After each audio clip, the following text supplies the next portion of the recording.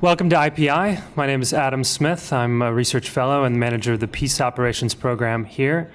Delighted to have you all with us today, and also delighted to welcome our distinguished panelists for this event of our Women, Peace, and Security series. It's also part of our Providing for Peacekeeping project. Today we'll be discussing a paper called Not Just a Numbers Game, Increasing Women's Participation in UN Peacekeeping Operations. We have with us the author, Sahana Dharmapuri, to my left. We also have the head of the Asia and Middle East Division of the Department for Peacekeeping Operations, Ms. Azumi Nakamitsu, to my far left. To my right, my immediate right is Hester Paneras, who is the police commissioner in UNIMID currently. And then to my far right, we have Jane Lawler, who is the gender advisor for the Irish Defence Forces. So an excellent panel, and hopefully we can get to the bottom of some of the important and pressing questions that Sahana poses in her paper. What we'll do is we'll give Sahana about 10 minutes to give us a background of the paper, what some of the key points, the key findings are, and some of her recommendations. And then I'll hand the floor over to our panelists for 5 to 7 minutes of comments each, and then I hope we can engage in a very robust discussion on some of the recommendations that are presented in this panel. And with that, I'll hand it over to Sahana. Thanks. Thank you, Adam. And good afternoon to everyone. It's really nice to see so many people in the room on such a rainy day. Thank you, first of all, to IPI and the Providing for Peacekeeping project for supporting this study and having me here today. And I also want to thank my co-panelists for joining me in the discussion this afternoon.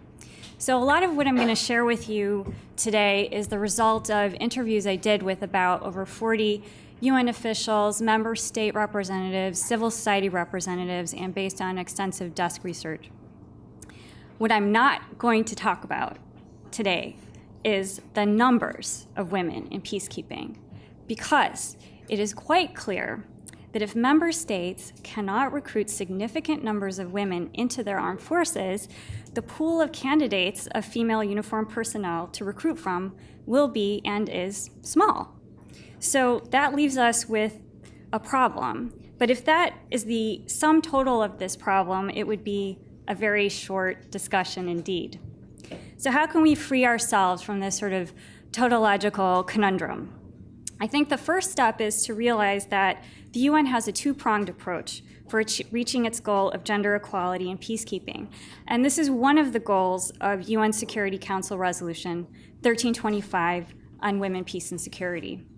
As many of you may know, Ambassador Chowdhury, a former Undersecretary General and former President of the Security Council, said that this resolution is historic because with it, the Security Council finally recognized the intrinsic link between the equality between men and women and international peace and security. But that's quite abstract. And what does that mean in reality? And what does it mean for peacekeeping in particular? Well, right now it means that strategies that exclusively focus on increasing the numbers of women in peacekeeping will miss their mark of achieving gender equality in missions. While UN Police has made some headway in the numbers, we can see that the UN is falling short of expectations in terms of recruitment and deployment of female peacekeepers overall. And as the research shows, this is certainly not for the lack of trying. I know it's been a challenge for many of you in the room, and I'm sure that my co-panelists will speak to this later on. Now, I'm going to take about 10 minutes, as Adam said, to talk about why achieving gender equality in peacekeeping is not just about the numbers of women serving in a mission, but it is about integrating a gender perspective into the work of peacekeeping missions in order to improve the operational effectiveness of those missions. And this requires both men and women. So, as I said, what's the policy? It's a two-pronged approach. So first, there's a need to increase women's representation, and this has gotten most of the attention. I know it's been a challenge for many of the member states, as I said, but the numbers of women still remain low. And at the time of the paper publication, female peacekeepers made up just under 4% of the force overall. There are 3 key reasons for this, which I cover in detail in this study, but I'm just going to briefly mention a few here. 3 of them here. The first is there's a lack of understanding about the policy and the guidelines on how to implement these. Second is there's a gap in data on women in national forces globally and in peacekeeping in particular. And third, there's a prevalence of social biases that perpetuate gender inequality. So regarding the first point of the lack of understanding about the policy and how to implement it, it was quite interesting because many of the interviewees said that they knew about UN 1325 and women, peace, and security, but that it was really hard to turn policy speak into practice. And in fact, one person actually said, well, after hearing about this for 10 years, my eyes just start to glaze over. And this is sort of also reflected in the fact that there's a lack of awareness among current member state officials, about the current guidelines, the 2010 DPKO DFS guidelines for integrating a gender perspective in UN peacekeeping missions' military components, and especially the fact that this was a product of a series of consultations between member state officials and UN staff in 2006. And this is the document I'm referring to, and if you haven't looked at it, I suggest that you do. It's an excellent piece of work. Second, regarding the gap in the data and analysis on women in national forces globally and in peacekeeping in particular, interviewees mentioned family reasons as being the number one barrier for women's recruitment and advancement in armed forces.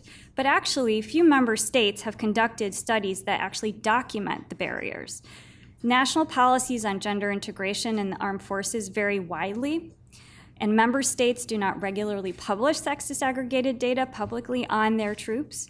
However, there are some gender and security sector reform studies which can be instructive on this count and could be helpful in addressing this issue. And third, the third finding about the prevalence of social biases that perpetuate gender inequality, I would like to say that we know that both Western and non-Western countries face challenges of transforming gender relations within their armed forces. We cannot simply adopt a directive to increase the recruitment of women into armed forces because that doesn't automatically translate into an acceptance of women in decision-making roles, women's advancement to senior level positions, nor does it translate into women's increased access to training and education. But I did say that there's a two-pronged approach to achieving gender equality in peacekeeping. And the second part is really important and is also actionable, and that is to integrate a gender perspective into the work of the mission in order to increase its operational effectiveness. I'm just going to take 2 seconds here to state what a gender perspective is, briefly.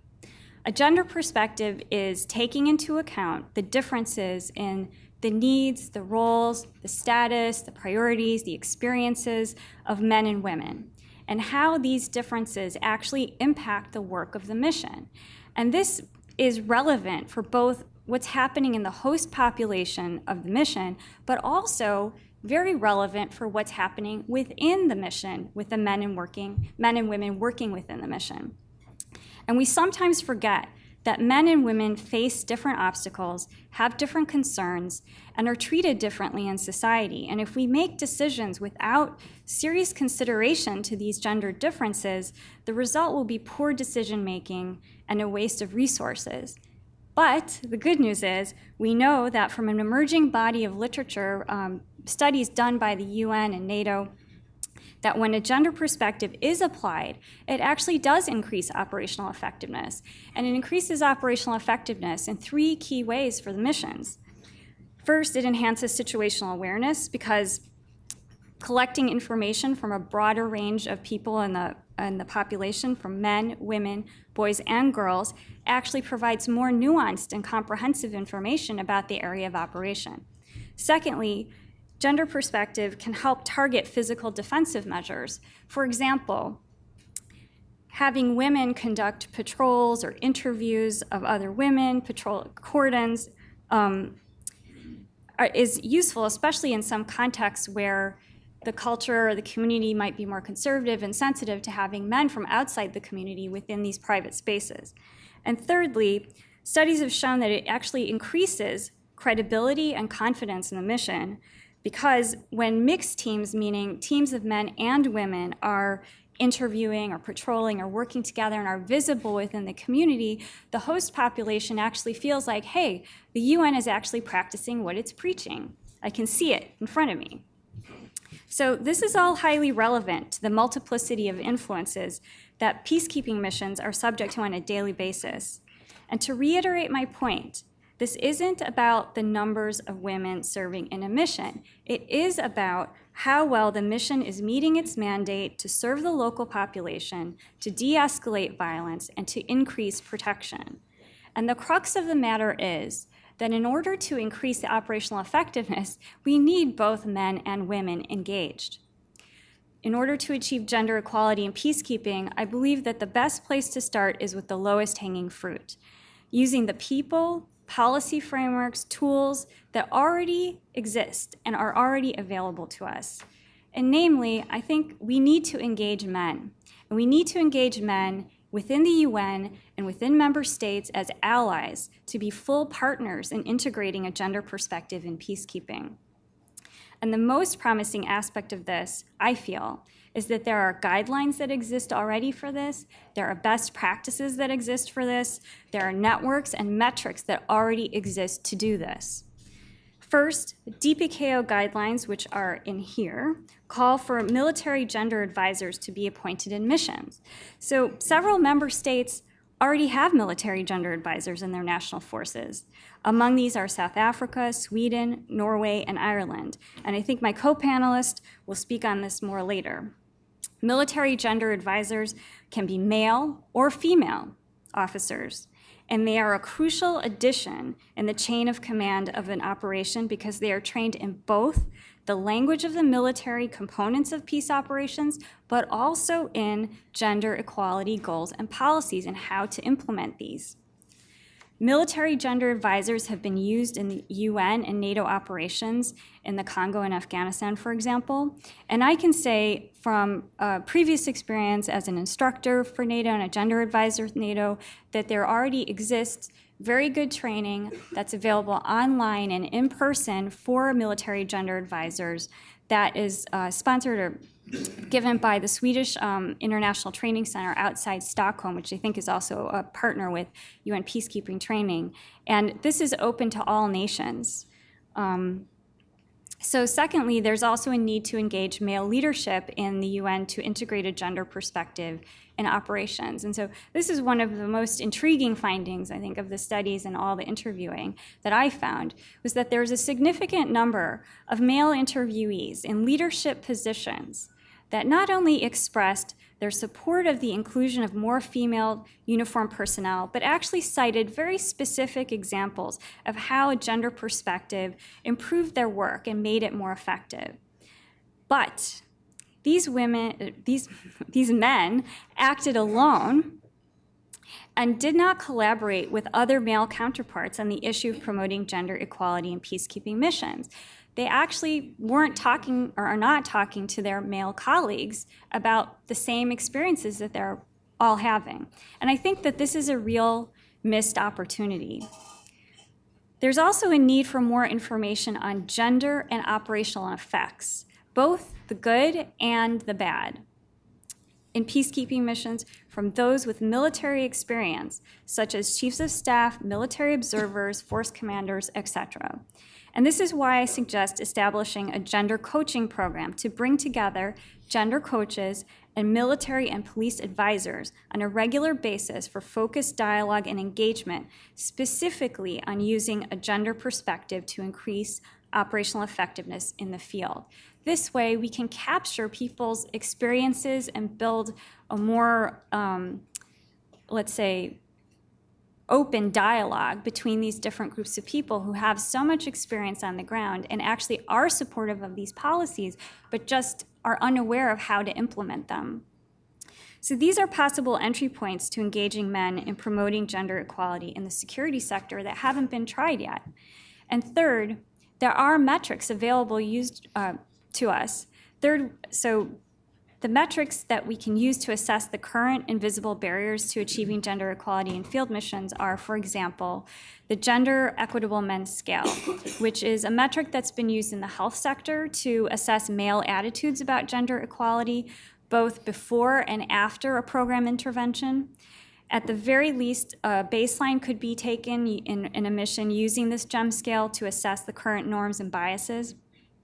Another aspect to address in terms of invisible barriers, to understand the barriers to advancement for female uniformed personnel to senior leadership positions, is I think it's important to attract the candidacy and appointment of female candidates.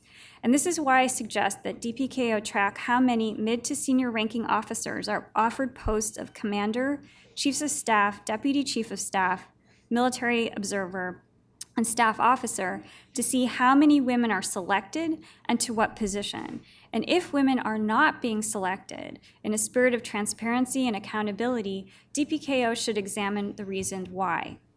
As some of the interviewees also noted, there's a difference between deploying female uniformed personnel to a mission and those female uniformed personnel actually having equal status on the job. A baseline on attitudes and practices in missions would help begin to address this problem. So finally, really, instead of focusing on the numbers of women, the point is to focus on the larger strategic goal of making peacekeeping more effective in serving men and women in host communities. And the research shows that a gender perspective does increase operational effectiveness. And I think that there really is no doubt that we need male leadership as partners in the security sector to promote gender equality in missions. And we know that fourth generation decisions are made here in New York, and many of you in the room are influencers in this decision-making process. But we also know that candidate lists exist for putting forward more women. And yet, a group of strong and vocal male advocates for gender equality does not yet exist. There is a need to provide more support to member states to fully understand and operationalize the UN policy and guidelines. So, to sum up, this is sort of a bad news, good news story, right? The bad news is we haven't yet reached the goals that we set for ourselves, and there are a lot of challenges. This is a long-term project. But the good news is that I believe that we actually have all that we need to make gender equality a reality in peacekeeping if we get both men and women working together to fully implement the policies that we already have. So this isn't about the numbers of men and women serving in a mission. It is about how well the mission is meeting its mandate to serve the local population, de-escalate violence, and increase protection. And in order to do this, we need both men and women to be engaged. Thank you. Yeah. Thanks so much, Sahana, for that incredibly detailed and still concise presentation of a very thick paper that has a lot of good stuff in it. I know you don't want to concentrate on the numbers, and that's the point of one of the main points of your paper, but just to say kind of where we are at in terms of women's participation. Your paper points out that only about 3% of the military and peacekeeping operations are females, almost 10% of police. I just looked up before we came and looked at here in headquarters. If we say there are a lot of challenges in the field, but here in headquarters, of professional staff in DPKO, it's still only about a third are women. So that leads me to my next discussant, who might be able to tell us a little bit about the situation at headquarters. Director of Asia and Middle East Division of DPKO, Izumi Nakamitsu. Izumi, please, thanks. Thank you, Adam. The issue is obviously very close to my heart. In my previous capacity as a policy director, I worked on this type of issues, not just this one. My first message is, as a practitioner, the reason why we need to actually look at this issue is, as Sahana mentioned, it is about operational effectiveness. But since she did not she did not talk about the numbers, let me just update you. Thanks, Adam. But I got some latest statistics from my gender colleagues. The number of national female staff has stayed constant at 17.2%, and it has never been higher than 19.5% in the past 5 years. This is amongst the national staff. Similarly, percentage of international female staff working in UN field missions as of 30th of June this year is 28.5%. A slight decrease, unfortunately, from 2 years ago, October 2011, which was 29.2%, almost 30% 2 years ago. At the senior leadership level, as of end of September this year, 17% of women were heading missions in the field locations, and 12% we had deputy heads of missions. The only level where greater gender parity appears to be existing is at the P2 level, which is normally the lowest civilian structures. Now, within the police structures, currently at 16% for individual police contributions and 10% overall. That means including both individual police but also the foreign police units. Now, military, as of end of August this year, 2.8%, and this includes both troops and also military experts on mission. So that's the number. Now, I'd like to go back to the why issue. Why is it so important? Why do we, keep coming back to this issue? I was very happy to hear Sahana saying that this is not about the number, this is about the operational effectiveness. But let me just be very blunt. The feeling that we get, and I'm a woman, one of the senior people in DPKO, the feeling we get, realistically speaking, is that both two groups, those who advocate gender equality, gender parity within the mission, and those who are hesitant, they tend to really look at the representational issue and the number issue, and quite frankly, forgetting why it is very important. For those, who advocate, we tend to actually make an easy argument, well, this mission doesn't have enough women, so we need to. We've got to find women from somewhere and put them more. And those who hesitate to discuss these issues, they tend to say that, well, this is just a numbers issue, so it's not important. So I think it is very important that we always keep going back to the issue of, in order for us to be able to be effective as peacekeepers, we need to have women. And the reason is that this issue has to be looked at within the overall context of the evolution of peacekeeping, where the needs or the tasks, mandates that are given to us, the peacekeepers, are actually about looking at those groups, such as women's needs on the ground.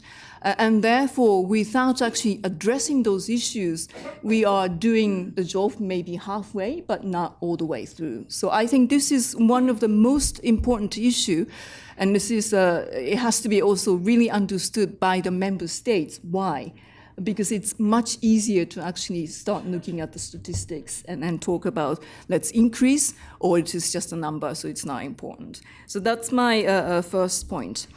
My second point really is that perhaps we need to actually go down to the next level of strategy and have very distinct strategy for each category of personnel. Peacekeeping is very complex and also by now very different types of missions that exist. We have civilians, we have police, and we have military. And for especially uniformed personnel, both the police and the military category, the strategy really needs to go beyond the United Nations Secretariat. We need to go beyond DPKO and DFS, but it really has to reach the member states level, and we need to actually work together in order for us to really address the issue of why female peacekeepers. Now, the police is one of the areas where we have had a reasonable success. And the global effort, the police division has been working very, very hard, and I think has actually caught a lot of policy attentions on this issue. Also in 2011, there is something called International Female Peacekeepers Network, which has actually gathered all these, people like Hester, who's been actually, on the front line as police women, and sharing in expertise and experiences, and then quite often, I think, challenges as well. And then that sort of networking effort has proven, I think, quite successful in terms of raising the awareness, but also policy interest of those member states where those police women are coming from.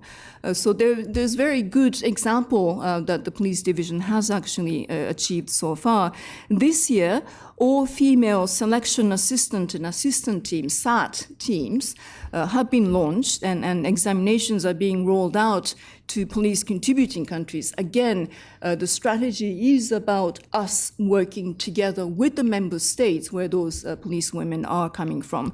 So it is expected that if we actually do this kind of comprehensive outreach by both the UN Secretariat but also the member states, we can actually make progress. Let's certainly hope that the 20% aim will be met by the end of next year, 2014.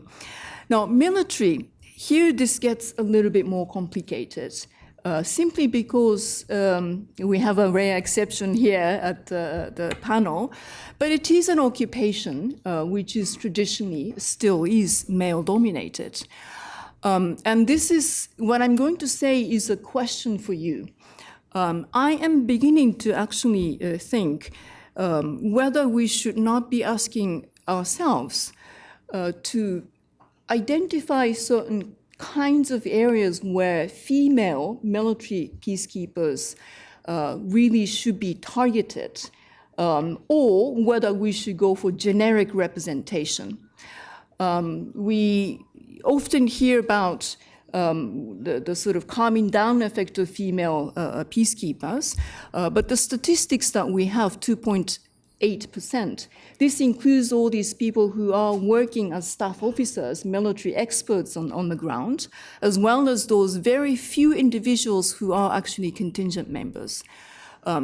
Is it necessary for us to actually target certain kinds of female peacekeepers, specializing in certain areas?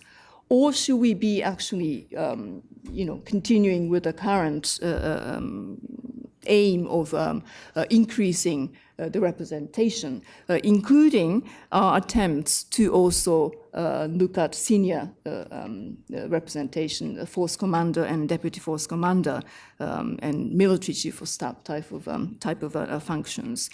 In other words, is it about representation here that would have a positive effect overall? Or is it something that we should be looking at specific mandate-related areas where we might be able to find more number of female personnel who could be potentially coming in? I'll be very keen to listen to my colleague from Ireland. And of course, we would like to, as a woman, we would like to have senior leadership within the military category. How we need to do that, what might be the sort of useful tactics to motivate member states to nominate qualified individuals who will be able to actually compete. It is a competition. It's not automatic appointment just because of gender or the background. So I would be also keen to hear what suggestions my colleague might have in that regard as well. Now, coming to the civilians, there is a UN system-wide strategy now called Bridging the Civilian Gender Gap in Peace Operations. This is a special project, and it has actually, come up with some of the interesting, findings that Sahana also had. If we have gender parity, gender equality representation, the productivity actually goes up. So there are, a number of findings that we need to really try and make sure that all hiring managers really do have.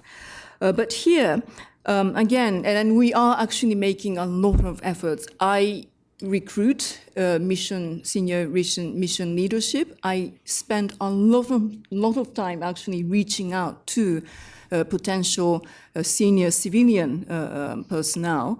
A lot of telephoning, a lot of emailing, trying to motivate people to apply for positions. But what I really think is necessary, perhaps two things, and one of them is actually quite difficult. This issue really has to be looked at within the overall context of human resource management reform, in particular the mobility. If people are not moving, we can't have women also moving around. There will have to be effective mechanism of moving people. In other words, if you go and serve in difficult duty stations, let's say 2 or 3 years, then afterwards you will also be moving to somewhat easier locations. Things like that, they will have to be looked at within the overall context of HR management systems. Otherwise, I do believe personally it will be very difficult to, in fact, increase the female staff. I mean, it's quite telling that at P2 level, we have the parity, and then as the grade goes up, the parity goes down. It is one of the symptoms of the human resource management system that we have at the moment, where people get stuck, and therefore we have very difficult time retaining qualified individuals in. Peacekeeping is hard business. We go into very difficult duty stations, and let's not forget that. So we need the system. And then another one is the overall role modeling. And then this project is actually addressing many different dimensions of female role modeling, counseling junior staff, discussing a lot of different dimensions of career pathing, career development, and also balancing the needs, one's needs in career and life. I think those dimensions also need to be looked at when we are actually discussing more women staff members going up to senior leadership positions, especially in those really difficult duty stations. My final word, I think gender advisors have actually made a lot of, and now I'm talking about 1325 related issues, overall sort of policy issues. I think gender advisors have made quite an advance in what it is that we're trying to achieve through 1325. But I would like to now go back to the real issue of mainstreaming. Again, going back a little bit to sort of job categories that we have within the United Nations, I would like to have political affairs officers who really understand gender issues. I don't think gender issue is something that should be only addressed by gender advisors. If you actually put it only under the gender advisors box, then it will become a box-ticking exercise. What we need is human rights officers, civil affairs officers, political affairs officers, and of course the senior mission leadership, really fully understanding what it is that they are expected to do for mandate implementation.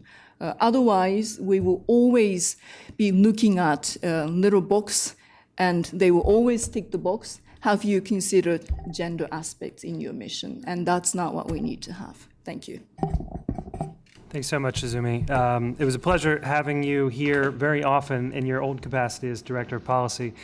So it's great to have you back and listen to your thoughts on the subject, even though it sounds like you're going to put some gender advisors out of a job if we mainstream, but could be a good thing.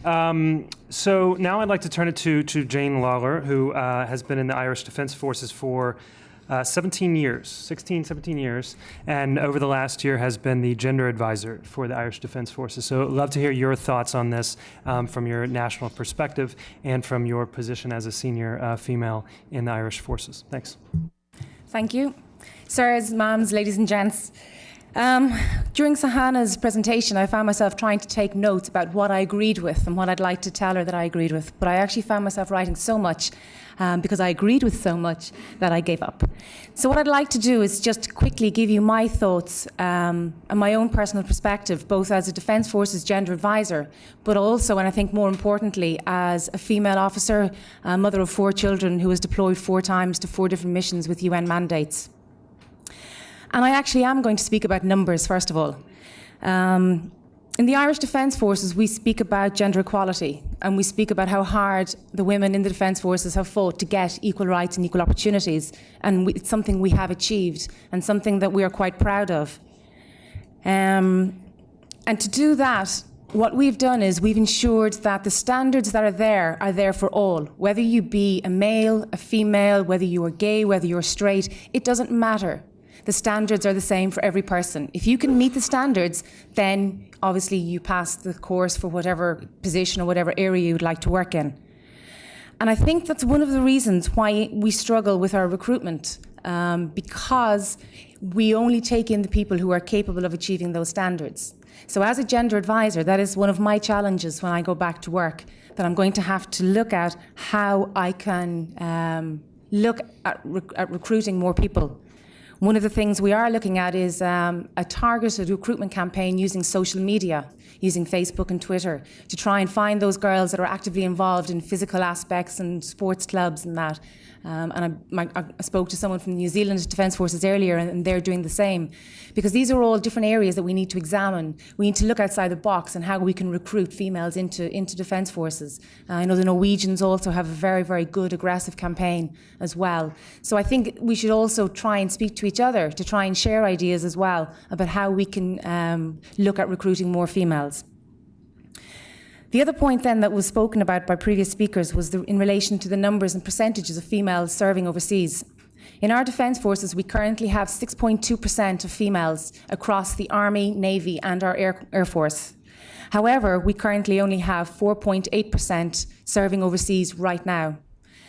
Our National Action Plan, which was signed off in 2011, they sought to ensure that we have equal percentage of females both at home and overseas. But there's a point that I'd like to bring up, and it's something that's not maybe thought about or spoken about too much, but as a gender advisor and as a mother, it's something that we have to consider, is that for a certain period of time in a female's life, there is a certain period that she is not going to be able to go overseas or to be a volunteer. So for that period, whether it be 4 years, I mean, in Ireland we have big families, so if you have 3 children, 4 children, there is a significant period of time there that you are not going to volunteer to deploy. So something, again, that we need to examine in the Irish Defence Forces is to ensure that we are giving equal opportunities to females to allow them to gain the same operational experience and overseas deployments as the male counterparts. And again, it's something that I haven't got a solution to at the moment. I need to sit down and really try and come up with a solution, though, to ensure that we're not just paying lip service and it's not a box-ticking exercise and that it's not about just getting the numbers and the percentages, but that we do it in the best way possible. Because if we don't, if we say it's only about the numbers and percentages and we must have 6% overseas, what's going to happen is those women who are volunteering to go overseas are going to be made to go overseas or are going to be deployed against their will more often. So there's going to be greater pressure then on them to deploy. I hope that makes sense. The second point I'd just like to cover is in relation to the Irish Defence Forces as a troop contributing nation and what we're doing to try and implement 1325. First of all, the Defence Forces, during a reorganisation last year, they actually made my appointment. It didn't exist prior to 2012, so that was a start. They then sent me over to Sweden to do the course that was spoken about earlier over in Sweden, and that was the Gender Advisor course. I would highly recommend it to anybody. It's very, very good course. And during the course, when I sat there, I was writing my to-do list when I got home. What can I do? How can I implement 1325 practically? What can I do to ensure that my soldier, my private on the ground who's going to be deploying to the front line, whether it be in Syria, whether it be Afghanistan, whether it be Lebanon, that they are given the information and the experience that they need to be able to work as a UN soldier abroad. So as I was writing my list, I was coming up with all these ideas of what I could do. And my Finnish counterpart mentioned that the Finnish army, Finnish Defence Forces, had a Defence Forces action plan. So as I said earlier, that was my eureka moment. I kind of went, this is great. So everything that I had written, I brought home and I fitted into a Defence Forces action plan that was signed off by our General Staff earlier on this year. And the main points that I've tried to do is I've tried to look at our operations, so introducing a gender perspective into operations at all levels, but particularly at the most tactical level, because that's, I feel, where we have to start. We have to start at the tactical level and bring it up, while also at the same time using the gender advisor in our headquarters to try and get the message down. So somewhere in the middle, there should be a meeting of minds, and hopefully we get the message across. So gender perspective in operations is vital. Also in training. So again, I looked at all our career courses for our NCOs and our officers to ensure that there is gender briefings at various levels throughout their career. So as a soldier, be it an officer or an NCO, moves through their career, they are being hit with the gender message the whole way through at different levels, but levels that are respective to their ranks. I also looked at the pre-deployment training, updated it, ensured that the UN codes of conduct were being fully implemented. We wrote a soldier's card, an Irish Defence Forces soldier's card using the UN soldier's card as a basis. And that was to ensure that not only was 1325 being considered, but also 1820 and 1960, that the sexual exploitation and abuse, human trafficking, what my soldiers on the ground needed to be aware of, what they should be looking for to try and combat these areas. Also then I looked about how was I going to get the gender message across? And again, that it shouldn't just be a gender advisor sitting up in our headquarters. So what I've done is I have a gender advisor at our headquarters level, that there should be a gender advisor at each of our brigades, but that each platoon level unit should have a gender focal point. And if we take an overseas unit, there's a joint Irish-Finnish battalion currently serving in UNIFIL. And if we use that as our example, what we've done is I've done a 3-day course, pre-deployment training course, to train a number of personnel so that within each platoon or troop, there is a gender focal point. And then also the chief of staff of the mission, so the major equivalent, the 2IC of the unit, that they are a qualified gender field advisor. So what I'm trying to do and what the Irish Defence Forces are trying to do is they're trying to hit it at every level, both at the operational decision-making level within the unit on the ground, but also at the tactical level, so that gender perspective is being introduced and is being considered at all levels.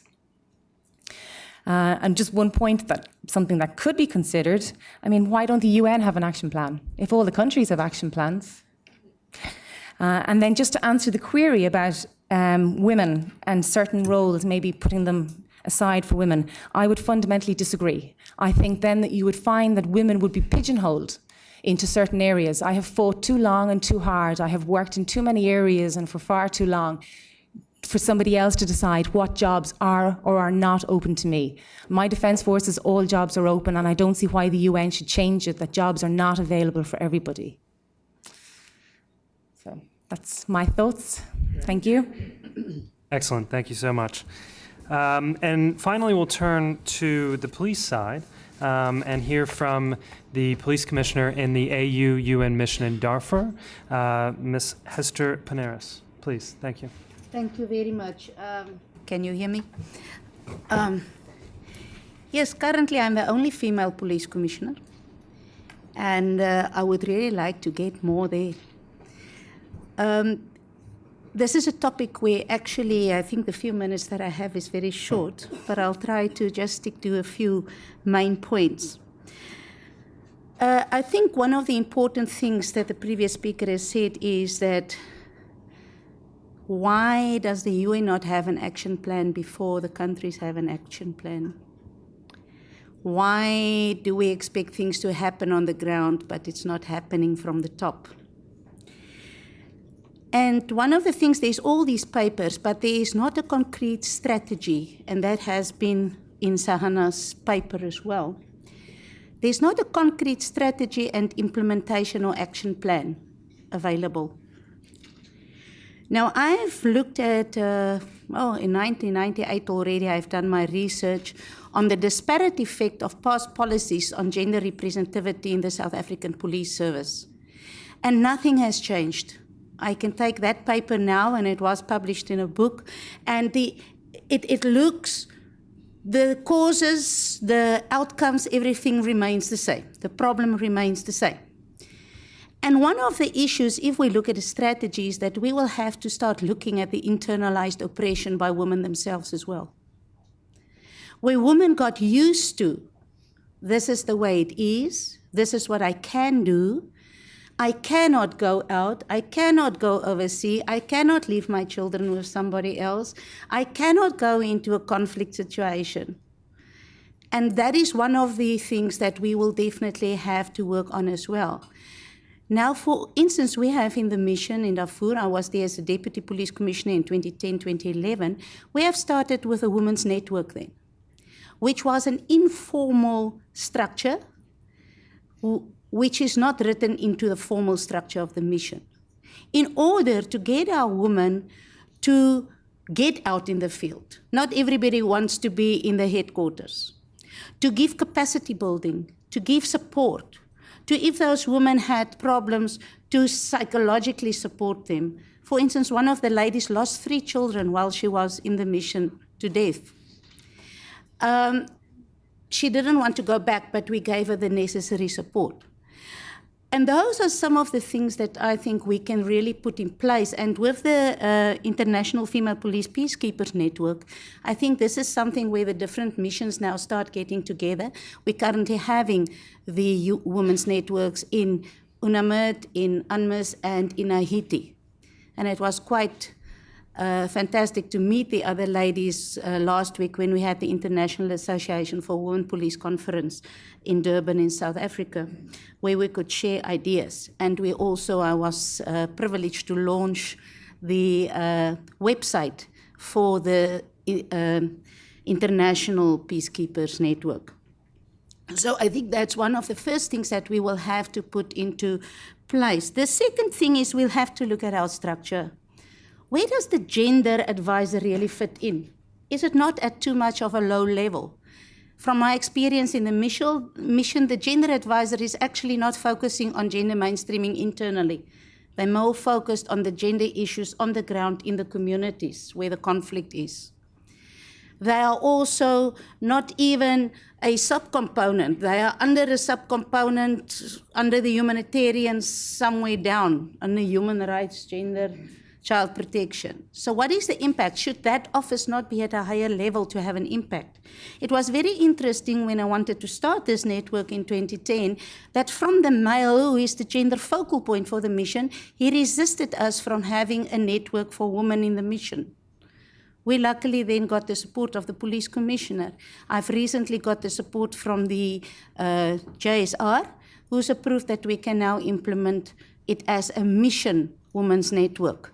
So, and what we have found in the effectiveness is through the Women's Network that time, that we succeeded in implementing projects with other substantive units just because of the women who connected, whereas it was a blockage before, just by involving the other women. And we are on our way, and hopefully within the next month or so, we will have our mission Women's Network, and not only the Police Women's Network.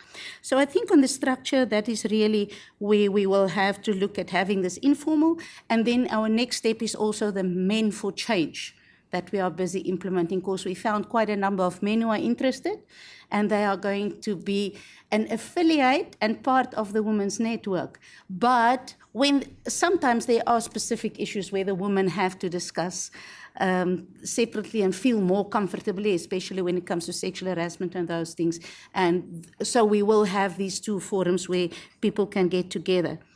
The second pillar that I feel that we really have to look at is, shouldn't we start looking at having a commitment to certain action plans from our PCCs and TCCs? So that we can have them, and that's where permanent missions can assist. And part of it is the total understanding of why women and how does the structure work. Because again, it takes us back to a disparate effect. If women are not allowed to deploy more than once, for instance, or they cannot deploy to certain places, how are they ever going to get to a level where they can compete for senior positions? I'm quite lucky, and I won't go into the political infight that took place, how I landed up as police commissioner, because my country's policy is actually, you go once and that's it. So I think those are the things, the understanding behind it, and how does the structures of the UN work? There's no understanding for it out there in the PCCs specifically, because I'm from the police side. As part of that, capacity building. And one of the things is the headhunting that can take place. And in the process, so that we can start having mentorship, training programs, and eventually succession planning processes in place in order to mainstream women in the processes, but to get the right women for the work. It's no use having women who come there who doesn't even have a proper basic training, who in their own countries is in offices all the time. They're never in the field. They can't work with people, and you get women who can't work with people as well. And then we expect them to go and make a change in the lives of the women out there and to train police from the hosting country. So those are the things that I think we can really look at. The socialization, I think it links back to the internalized oppression, but also to address between both women and men the perceptions, the stereotypes that they were socialized into. And then something that I think is important is that we should start getting the females, males as well, but the females who are in senior positions. We're currently having in Africa, we have the police commissioner in South Africa, we have the Inspector General of Zambia and the Inspector General of Senegal, who are females. Get them roped in. Make them part maybe of an oversight, strategic type of and role modeling committee with other senior females in order to get the message out, to first get them to get the understanding, because they can have influence in their regions where they are to take it further. I've listened to what the previous colleague said here, but I think one of the fields, and I agree totally, it must not be restricted for women to go anywhere. But I think a field where one can really start pushing is your military observers. Because in the mission I see there's very few females who are observers, it's mostly males. And the observers are the ones that really interact in the community. I mean, if we can start with that, I think, and motivate through that, we can get people more to come as part of their combatant battalions as well. I also think that we can partner with certain organizations. I've heard about the Sweden one, and then in 1995 I was privileged to attend a course in the Defense Equal Opportunity Management Institute down in Florida, where gender was one of the issues. But people exposed to that course even deals with their own prejudices and their own internalized oppression. And those are the partners that one can bring on board to assist. There's various such organizations. And then I want to just leave the last message with you, and it's a quote from Eleanor Roosevelt, because people think that women cannot take the brunt and it's the weaker sex. But actually, when the tough comes, and when things getting tough, women become the stronger ones. I can see it in the missions as well, where women are the survivors. Women are the ones keeping things going. And Eleanor Roosevelt said that women are like tea bags. You only start realizing how strong they are when you put them in hot water. And I want to end off there. Thank you.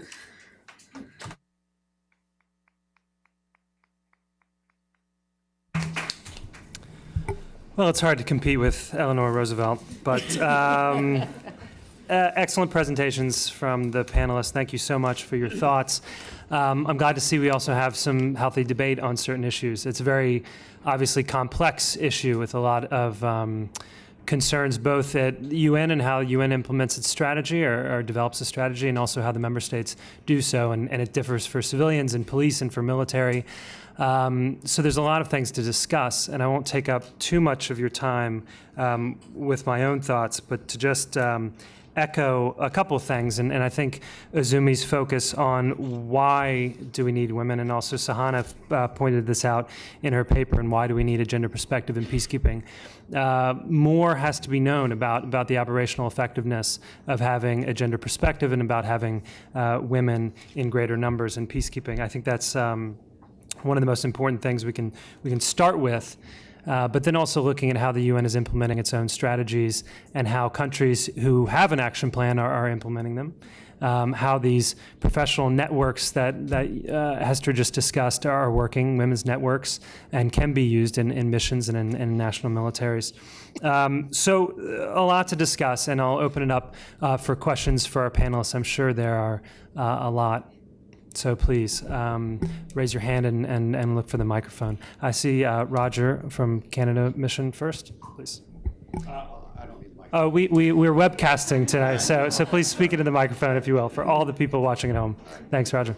Good afternoon. My name is Roger Barrett. I'm the Canadian Military Advisor here, and thank you very much to the panel and for this event. I would like to amplify one point, simply coming from the fact that it's not on. Simply coming from the fact that I have a highly operational background, so I would really like to amplify the point that Azumi made, and of course the author and Adam just elaborated on, and that is the key, I believe, is the operational effectiveness. As a former ISAF commander of combat troops in Afghanistan, I can emphatically say that gender perspective was a force multiplier, a term that we in the military use, something that enhances your ability to get the job done, to be effective operationally, more than you would think based on a 1-to-1 ratio. And this in an extremely complex environment, culturally and otherwise. So all of that to say, when I took a quick look at your study, your recommendation 5, I think, is key. And that is to say that it's difficult to envision change through mandating numbers, through increasing more people, through talking about your percentages and numbers. And again, I come back to what Azumi said, but change is usually affected through buy-in, through ownership. And the best way to get this done is success. Gender perspective enhances operational effectiveness. Therefore, it enhances success. So this being demonstrated through further study, I think would really create a natural change initiative. Thank you very much. Thanks. Leanne, please. And please tell us who you are and hold the microphone close. Thanks. Hi, Leanne Smith, Policy and Best Practice Service for DPKO and DFS. First of all, thank you, Adam, and thank you to all the panelists. It was a really enlivened discussion. I think we all get very tired of hearing the numbers debate because it's so depressing and there's so little we can do about that in the short term. So thank you for the new perspective. I just wanted to make 3 quick points. The first is really appreciated the comments from the panelists about the need, the issues we have with having a gender unit in a peacekeeping mission and the need for gender to be considered at a strategic level and have the buy-in of mission leadership. I just wanted to note that Mr. Ladzus, our USG, has approved a pilot for DPKO and DFS in MINUSTA, where we're trying a different approach to gender work, so to try and avoid it becoming marginalised work. So the idea is to have the senior gender advisor in the SRSG's office and to have not a gender unit, but individuals from the gender unit spread into the substantive areas of the mission. So we're hoping that that's going to be able to help us both get the senior leadership support and mainstream gender across the whole mission exercise. Second point was that I noted the calls that if a lot of our member states have national action plans, why doesn't the UN? We have been remiss, and we have been working on a 5-year forward-looking strategy for gender for a long time now. It's our hope and our commitment to try and get that done in the next 6 months and hopefully to have something to present to the C34 that shows the way forward for gender more broadly. And the third thing I wanted to say was thanks to the panelists for really addressing the elephant in the room, which we don't talk about a lot when we talk about women in peacekeeping, women in any career really, which is how women are going to be able to balance family life against professional interests and how you get the expertise to reach a senior level if you have other competing responsibilities and commitments that you have to handle. And as you said, there's no easy answer to that, but if we don't acknowledge that that's part of the conversation, we shouldn't be treating it as a separate private issue. Thanks. Thank you. Next question over here to the right. Yeah, I'll let you, one more question, we'll come back to that. Thank you. It's not, it's actually a reaction more than a question. My name is Mavi Cabrera Baleza from the Global Network of Women Peace Builders, and thanks to IPI and to our panelists for this very interesting conversation. I just would like to underscore the point that Ms. Nakamitsu made, that the strategy should really go beyond DPKO and the Secretariat, and we really need to look at how we engage member states more actively in this discussion. And to begin with, there are very few women in peacekeeping missions because there are very few women in national security forces, especially military. So therefore, we're looking at a very shallow bench from which to recruit women uniformed personnel. And that is because of the sociocultural and institutional barriers that some of our panelists have already pointed out. There's still very strong resistance to putting in place changes within national security institutions, and some are as basic as putting more women's toilets in military facilities, especially training facilities. And then you also have bigger hurdles to overcome, for instance, constitutional barriers. In the Philippine Constitution, for instance, it sets the limit for female recruitment in the military at 10%. So we're talking of the limit, not a quota here. And so what we're doing within the Global Network of Women Peace Builders is reaching out to military officials who themselves would challenge this constitutional limit to female recruitment within the military. And then another important point to raise is that within civil society, and especially women's organizations, there's still an ongoing debate on whether or not women should join the security sector. On the one hand, those who are in favor cites the reasons that most of our panelists have already cited, like operational effectivity, having more role models of women joining this sector in a very non-traditionally female profession. But those who are against are saying that we don't want more women to be instruments of further militarization and sustain the business of war. So I just wanted to put this out as important points that continue to play out, and we need to keep them in our conversations. Thank you. Thank you. I'll go back to the panelists here. There weren't too many questions. I think those were mostly all comments, but maybe for some reactions to those, and perhaps Uzumi can tell us the story of her first deployment when there was no separate shower for women. I've heard that before. That was a good one. Let me start over here with Jane, who I know had a reaction. Sorry, it's Leanne. Just in relation to your point about the placement of gender personnel and gender advisors, I just returned from ISAF about 3 weeks ago, and I don't think we have it figured out yet. I was in the operations branch in CJ35, so it's kind of operational plans. And obviously we were doing a lot of planning of operations, but what was happening was that we were writing our plans, and the gender advisor was located. He and she, there was one of each. They were the ComISAF's advisors. So when we were writing our plans, we weren't writing them with a gender perspective from the branch per se. Now, I obviously was a gender advisor and I was able to kind of put my input in. But I would say while it is important to have gender advisors at the higher level, the people who are actually writing the operational plans are the ones that need the input as well. They need the gender advisors, they need the gender perspective at that level. Because what was happening was you had people writing plans, spending, days, hours, working, morning, noon and night to get these plans out. And then as they saw it, and I had it happen to me, a gender advisor would send a one-liner on your email. They would block your plan because they would ask, have you considered gender perspectives? Now, the plan you've written might have absolutely nothing to do, or there might be no gender perspective in it, but it was like a standard reply. And that's nothing against the gender advisors. They were trying their best to do their job. But I just think that where the gender advisors are placed is very important. So even if there isn't a gender advisor at all levels, there should be definitely a gender focal point, that we have to inject the gender perspective at all levels, up and down. And I don't think we have it figured out yet. But hopefully with a bit of practice and a bit more experience, we will get it right. And that was it. Thanks, Jane. Hester, do you have any comments? I think I'm just going to latch onto this as well. I think one must just also watch. It is very important to have the gender perspective at a strategic level. And therefore, I think a lot of attitudinal work is also necessary at that level, because one must also watch out that when there is a gender office, that it doesn't become the gender officer's problem.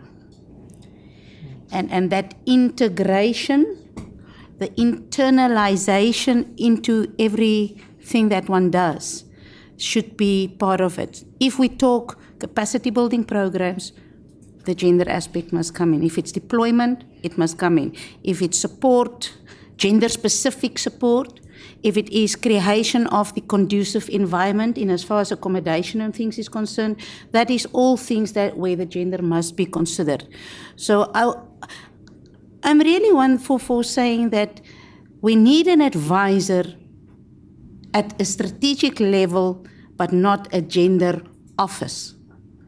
I'm not sure if it makes sense, because it may sound contradicting. It must be part of a very senior level strategic office in order to incorporate it. Thank you very much. Great. Thank you. Sahana, any comments from you? Yeah. I'd like to make two comments, and maybe they're kind of the same comment. I think the actual challenge that we're facing in this conversation that we're having and in this problem, this policy issue, is that the challenge really is in reaching equality. How do you implement equality? That's a really big question, right? And when we talk about operational effectiveness, when we talk about national action plans, when we talk about where does a gender advisor sit, these are all ways for us to think about how are we going to actually put equality into practice. And so there's a couple of things specifically to mention. In the national action plans that do exist, there are several, both in host countries that have peacekeeping missions in them and for countries that are sending troops and police to those countries, those missions. They actually have national action plans with specific goals and outcomes set out just for peacekeeping. And I think it's really important. This is something I did do for the paper, but we can include everything in the paper. To review those plans, pull out those specific goals that have already been set by member states and by the host countries where the peacekeeping missions are in. There's obviously overlap, and sometimes there's not even overlap, but there's a more nuanced picture of what needs to be done in terms of this issue of gender and equality and peacekeeping, given those country goals and the mission goals and the mandate and the goals of the troop contributing countries and police contributing countries. The second thing is when we talk about where do gender advisors sit and how important it is to have it in operational planning and a strategic level, I just also would really love to encourage you, and I wish I had 100 copies of these with me to hand them out, but I'm sure you could get them from DPKO. It's the DPKO DFS guidelines. In this booklet, which has been put together by very smart people with a lot of field experience, on page 39 is an actual organizational structure of where gender advisors sit. Where does the gender team sit strategically, operationally, tactically? What does the focal point do versus the strategic level person? What does the operational person do? It's a very useful document that, again, I'll go back to what I said earlier. We have a lot of thoughtful people working on these issues who've come up with some really good ideas. We need to take what we've got and try implementing it now. I think the last thing I'll say is, one of my favorite masters said, "There is no try, there is only do." And I don't know if any of you are familiar with that, but that's Yoda. But I think that it really applies here. There is no such thing as just trying. We have to do what we have put on paper. Thanks. Thanks, Sahana. Izumi, please. Thank you. Just a couple of concluding remarks. If you actually look at the successes, I think peacekeeping has actually achieved very important achievements in many of the places where we have worked. In some countries, Timor-Leste and probably also in Liberia, we have actually created national police force which have much higher number of female police officers than most other countries. I mean, certainly, much better than my own country. A lot of legislations that talks about, gender equalities. I mean, there are all these achievements that peacekeeping missions actually have made in many of the places where we have worked. I think we have to actually look at those successes and why these were possible. Or female police contingents, it really inspired many of those people who then later went into the police forces of those countries. So again, very concrete examples which we really need to, have everyone understand. More on a sort of personal level, I think this issue that Lian also raised, and I also talked about a little bit, the work-life balance, or how you actually square your career and personal life. You need to have some concrete planning for your own self. What I say to younger people very often is go to the field. Don't just continue writing talking points in headquarters. I mean, it's just boring. Out in the field, when you don't have family commitments, when you can choose your own lifestyle, when you can actually go and do something extremely exciting and rewarding, take that opportunity. But then at the same time, we also have a responsibility at headquarters and also the broader UN system in terms of actually recognizing those, younger staff who are willing to go and sweat on the ground in very difficult circumstances. I think that's something that we need to be very mindful, and for that reason, I think the project that we're doing, and also more informal networking of female civilian staff members and also police network, I think it is very, very important, and we need to definitely continue doing that. And that also, relates to the need to have role modeling. UN is a very interesting place where individuals can have such a great impact. One inspiring individual can actually make a lot of changes, and that's quite fulfilling for those. So those who are actually in those positions, we have a greater responsibility to make that happen and make that happen more often in the younger generation. I had a request to talk about a shower incident. What I want to conclude is that we have actually come a long way in peacekeeping. I was the first female international civilian staff to be sent out to Sarajevo in early 1992.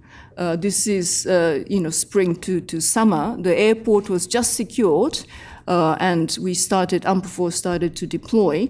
And we were all based in this, what we call the PTT building. It's an old post office building, sleeping in the office in a cot. And I was alone as a female international, along with probably 5 locally recruited national interpreters, local staff.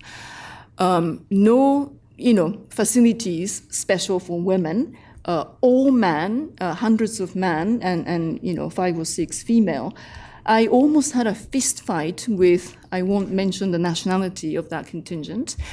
We had a tent, shower tent established because there was no water during that time. So the French battalion actually set up a special tent for shower facilities. And we had 45 minutes designated for female. And that was never respected. So I actually almost had a fist fight with a big military person. Compared to that, it's more than 20 years ago. We've come a long way. That sort of thing would never happen. Now it is understood and well accepted that we are an important part of peacekeeping. So I'm not too pessimistic. We can definitely advance further. So let's end that. Thank you so much, Azumi. And if anyone is looking for female role models in this world, in this industry, we have no finer ones than on this panel today. I think we have time for maybe 2 more quick questions, and then we'll wrap up. I saw over here first, please. Thank you all for a wonderful presentation. My name is Salwa Kader with the Federation for Middle East Peace. My husband has been with the peacekeeping operation, actually, for the military section, right here at headquarters. And one of the military persons that he had worked with was a person from South Africa, Colonel, who's a woman. And amazing woman, and I heard only good things from my husband about her work that she's done. The question that I have for you is, we have a lot of problems with the sexual abuse with the military observers that are going there from different countries. And also we have zero tolerance at the UN, as everybody knows. Yet these things have been happening and there is no resolve. So they investigate and then it stops. No action has been done. Is there any women that are in control of to look into these things, being it personnel, being it from different military background, being it from judges or any form that the women themselves will collect all this data and make sure that some action is happening against it. Thank you. Thank you. Next question. Yep, I saw you first.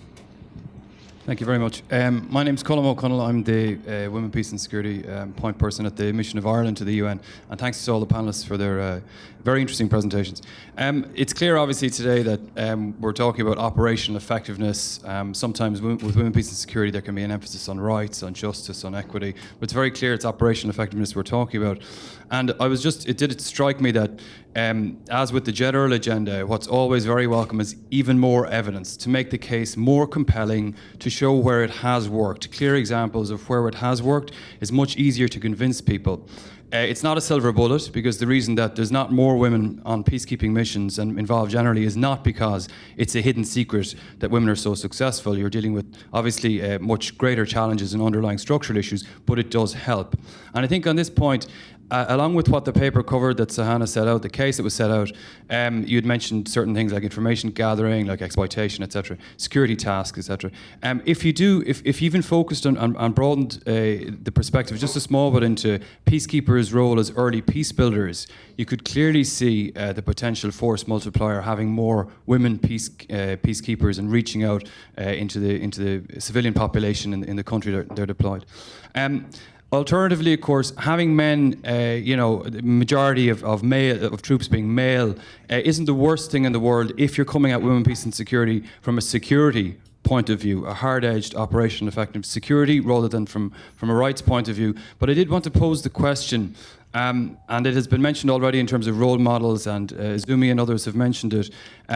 If you do want to have a catalytic effect, a transformative effect, any time in the near future, and if it is possible from a practical perspective, what does the panel think about having quotas in the military side? There was quotas on the police side, having quotas on the military side for women senior commanders. Thank you very much.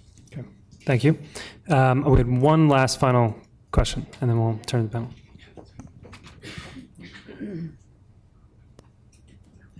Thank you. Leah Biasun, Gender Officer at Police Division. I just wanted to share that when we talked about operational plans, really going to the nitty-gritty of gender mainstreaming, we have actually developed a UN Police Standardized Best Practices Toolkit and training curriculum that will be available online, as well as a trainer's manual. So that really looks at operational plans. We've analyzed at our concept of operations and looked at how to integrate gender perspectives in each of the headings. And we've looked at the how-to of how we support our police reform mandates.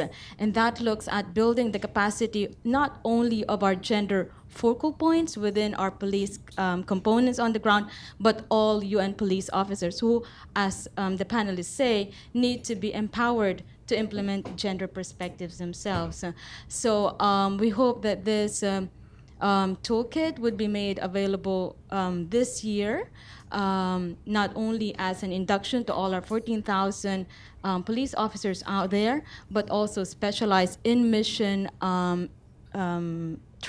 training for very specific roles, but also potentially as pre-deployment training for our PCCs. Thank you. Great. Thank you so much.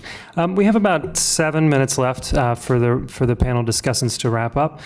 And we had a couple questions here, and we'll start maybe in reverse order from the way we began. So with Hester, please. Thank you. The first one on the quotas. You know, the other day somebody was looking at me very strangely when I said with the civil staff review and empowering local staff, the national staff, and I used the word affirmative action.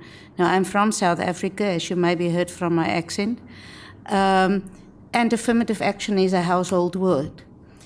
Quota per se will take us back to numbers only. That's why it's so important to come up with other programs and to have a buy-in from our police and troop contributing countries in order to really build capacity. Because if we just go for the numbers game, we might set up people for failure. So that is very important, that this capacity building and the growth, we might have a fast line, a fast stream, a fast development approach in it, yes, to expose women quicker, and where you have high flyers who come out to do that. I was very lucky that my first mission was as a deputy police commissioner, but there were others who were put in the position who found it very difficult. So I think one have to look at that, but again, the background in working in some areas in South Africa assisted, but one will really have to look at that. The other thing of the sexual abuse, I've read a while ago a code cable that went out which said that they've seen the reporting of sexual harassment has gone down, and it's ascribed to the fact that there's a lot of education on this. I think it's much higher than we think. And if there's women in senior positions, I think we'll be more in a position to address it. I had women who came to me in this last 2-3 months who were crying, who said they were waiting for me to come. But they are afraid to go through the process because the same males are their seniors back in their countries. And I think we will also have to look at the process, and back in South Africa we had to look at it. We cannot follow the normal disciplinary investigation processes when it comes to sexual harassment. It has to follow another route. We have followed a process where, the same as in a rape case, where it is a one-on-one, your lines, your first response, all those types of things are taken into consideration. And I think the process currently is keeping some women from reporting. So currently what one do basically is to give them the psychological support to work through it, but they are afraid to report.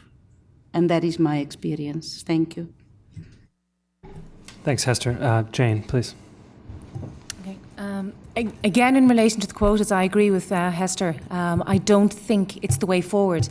I think that women have to be seen to get there because of their own qualifications and what they've done, and they need to deserve it. Just in relation to the sexual abuse, one of my previous trips was Liberia, and for me it was probably, in some regards, from a personal point of view, the most difficult in terms of some of the sexual abuse and exploitation that we saw. It was, I would say, commonplace. It was UN soldiers, and it was very, very difficult to deal with. It was very difficult as well to have my soldiers see it every day and kind of to feel helpless. They weren't sure what they could do to help. How far could they go? You had other UN soldiers, we're all supposed to be fighting the same battle. So on the ground, that is a very difficult situation. I think every country has its own processes, and that was already alluded to. A lot of the problem stems from the fact that the disciplinary process, again, is an individual nation. The UN don't have a court per se or any way of investigating it.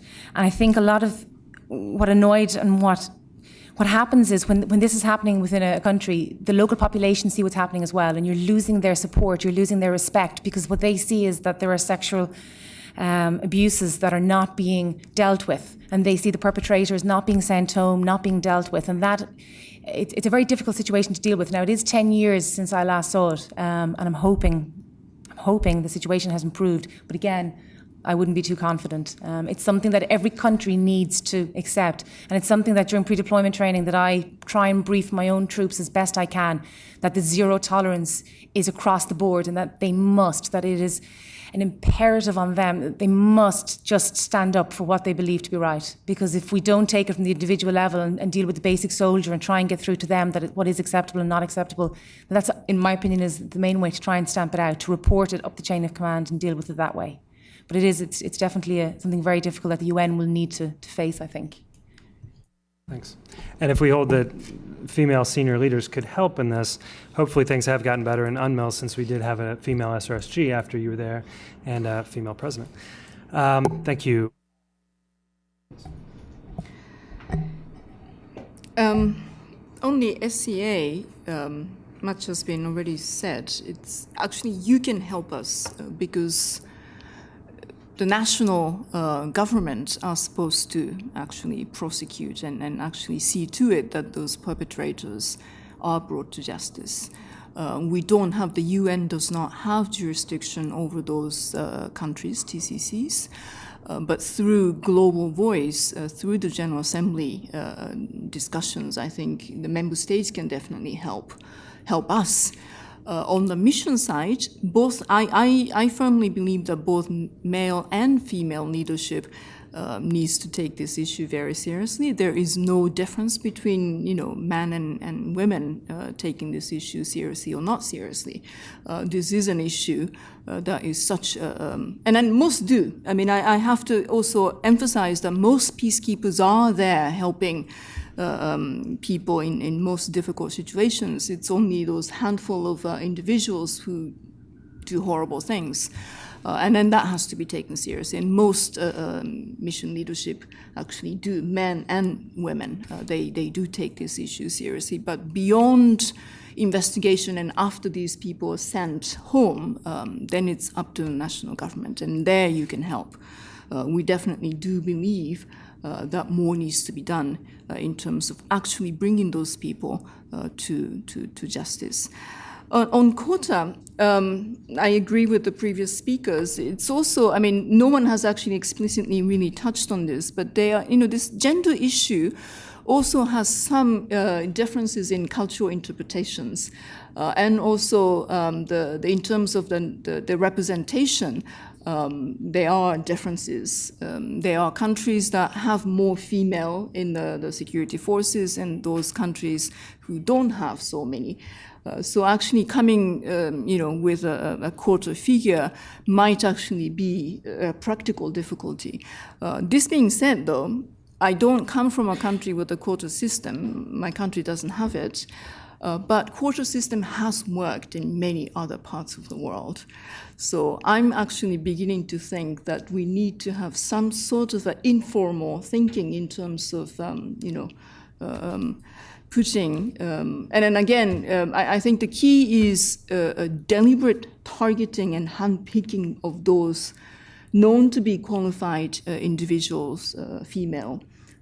We need to actually have some extra outreach activities if we were to really, bring those people into peacekeeping. I mean, they don't necessarily come into peacekeeping. That's also another challenge. Those qualified women, they probably do also have opportunities as well. So we need to have extra efforts to outreach and targeted outreach and I know Gabriela is doing that, my colleague. Great. Thank you, Izumi. And final words from Sana, please. Okay. Well, my co-panelists have spoken very eloquently already on both the issues of sexual violence and the quotas. But one thing I will say about the quotas is I also don't think quotas are the right answer, but I do think we need to set very clear goals to reach for. And I think there's a difference between setting quotas and setting goals and clear goals. And then the other point about the rights versus efficiency and the sexual violence issue, I think, Jane, you said something very important, which is when SEA happens, it directly impacts the credibility of the mission. This is both a rights issue and an effectiveness issue. Rights and effectiveness are not separate. Rights are embedded in this policy.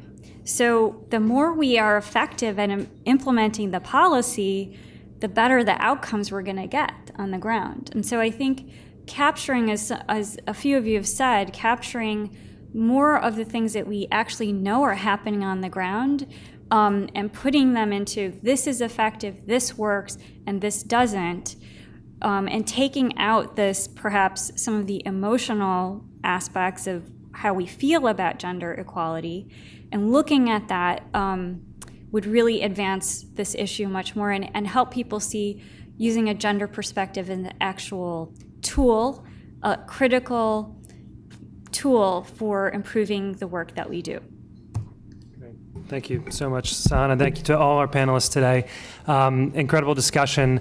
I hope that it is more than just a discussion. It goes forward and we can lead to some usable recommendations to move forward. Before we leave, I just wanted to give a special thanks to my colleague who worked very, very hard in putting this panel together, Marianne Feeney, who works behind the scenes but does a great job. And we have this event today because of her.